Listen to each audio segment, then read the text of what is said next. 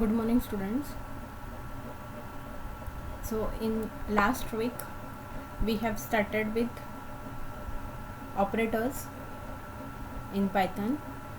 Some of the operators we have covered in last week. So from on Monday we have started that identity operators. So identity operator basically it compares the memory location of two objects. Here the two operators are used, is and is not. If is used when both operators or on either side have the same values, then it evaluates to true, otherwise it false. If is not is there, that means for see this example, x is not y, so it gives 1 means true and 0 for false. So if both IDs are not equal, that means is not operator is used, then it evaluates to true, otherwise output is false, that means 0 gets printed.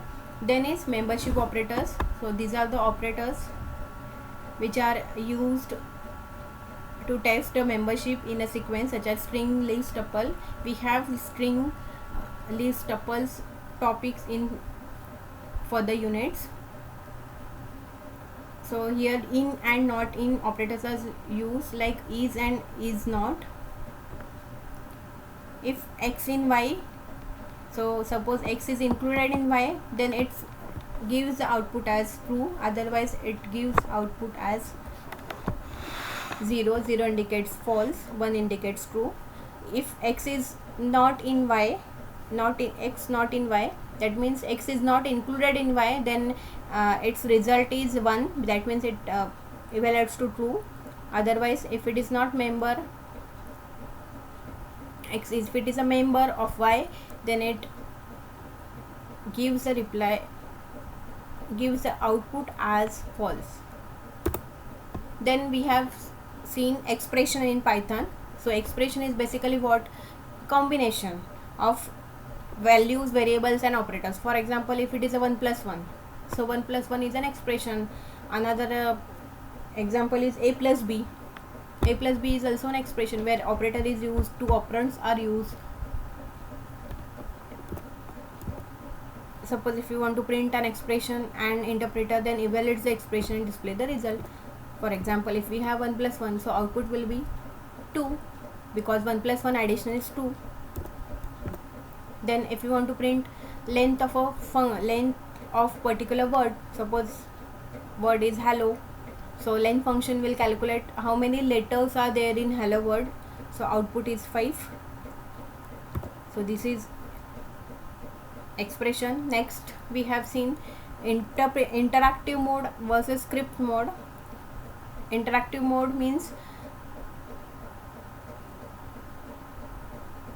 where user type the code by pressing the enter key on a shell, user will get the output on a immediate next line. That is an interactive mode. And in script mode is the mode where you need to save a first you need to create a program, you need to type a program, then save that program with a extension as .py, then execute your program. So these are steps, several steps are required for the script mode.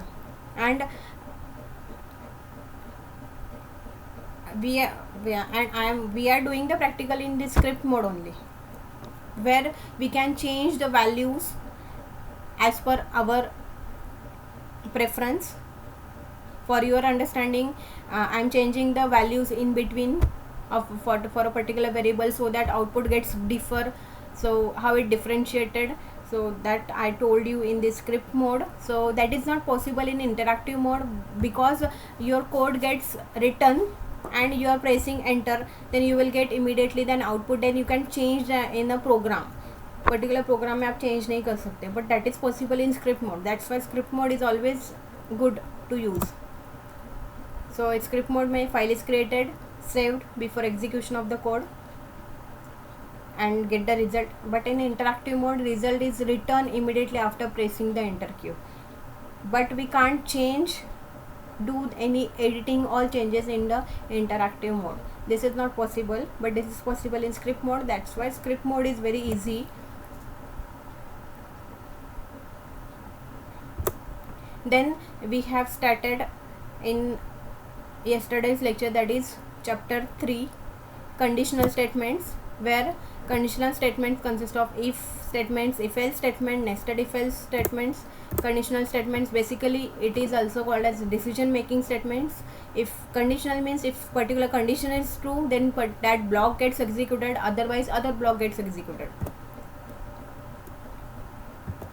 It depends on condition. If condition is true, then that block gets executed, otherwise other block gets executed. So first is if statement. This is most commonly used in conditional as a conditional statements. So it decides whether statements needs to be executed or not, because only if block is there.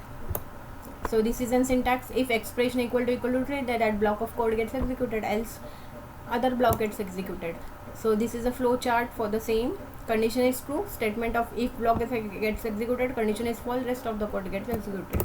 We have seen same program for the same. Suppose this is the example for this. If a is 1, if condition is true, 1 equal to 1, condition is true. So if block gets executed, that means a is equal to 1, that is a print statement. If condition gets false, if a value is other than 1, then it condition is false, then it came outside of the if statement. Next we have seen if else statement. Now if else means if either if block gets executed or else block gets executed. If condition is if block gets executed if condition is true, otherwise else blocks will execute. If expression equal to true, then statements of the it is a block of the code, else statement. So this is a flow chart for the if else statement. Condition, if condition is true, that particular if block gets executed, if condition is false, then rest of the code, which is common for both condition.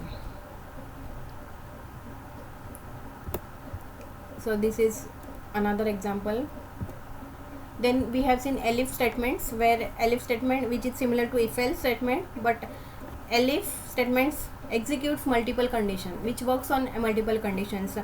We have seen this example in today's lecture. Elif, that means if condition is true, that particular block gets executed.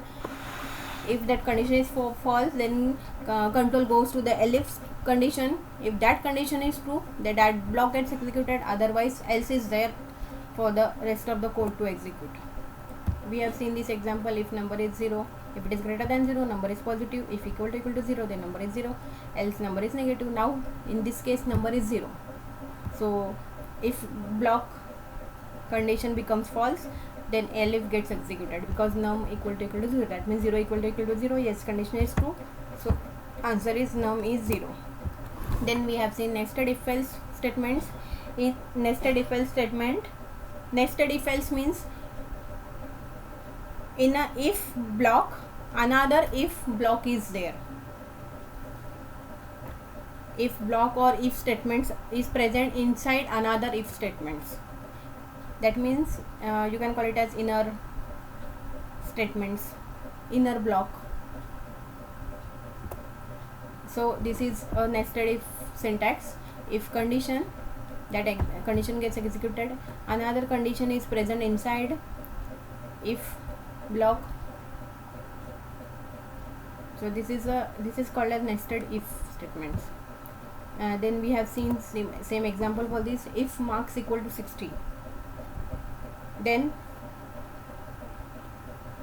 we have checked the condition if marks greater than equal to 35. Yes, if marks are greater than 35, then it goes to the another if, which is inside the if block. So if marks are greater than 70, pass with distinction, else pass with first class. Otherwise, if both if are false, if first if gets false, if marks greater than equal to 35, if condition gets false, then else gets executed. Otherwise, inside if that gets executed, otherwise else gets executed if that condition inside if is false. Now in this case marks are 60, so 60 is greater than 35, yes, it comes in the if block, there is another condition for the if block. If marks are greater than 70, that means 60 is greater than 70, no, condition is false. So if statement not gets executed, but now this if have else part, this else will executed, passed with the first class, yes, because marks are 60. So that, and the inner if is not executed, its else parts gets executed, passed with the first class is an output. If you change the marks, then your answer will gets vary. That we have seen in today's lecture. This much we have seen. Tomorrow's lecture, from tomorrow onwards, we will start with another chapter, that is a looping. So in looping we have for loop, while loop and nested loops. So till now I hope everyone is cleared. Thank you.